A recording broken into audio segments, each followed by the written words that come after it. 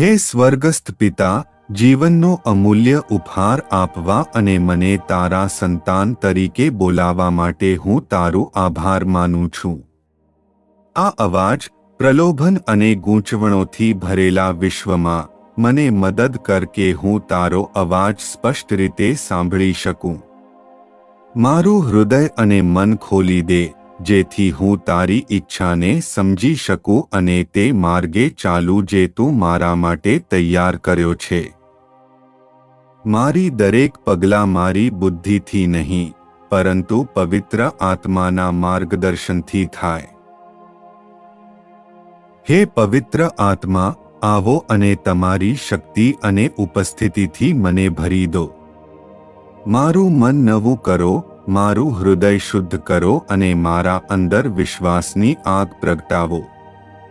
મારામાંથી ડર, શંકા અને નબળાઈ દૂર કરો અને તમારી કૃપામાં મને શાંતિ, આનંદ અને બળથી ભરી દો.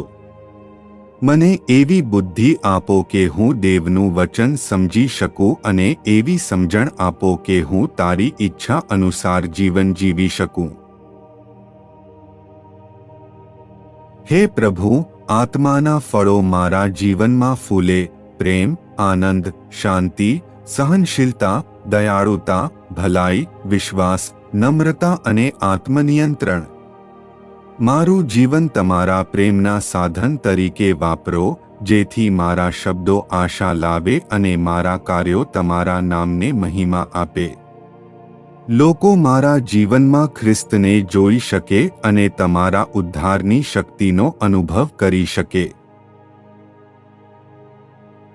અંતમાં, હે સ્વર્ગસ્થ પિતા, હું મારું આખું જીવન તારા હાથે સોંપું છું.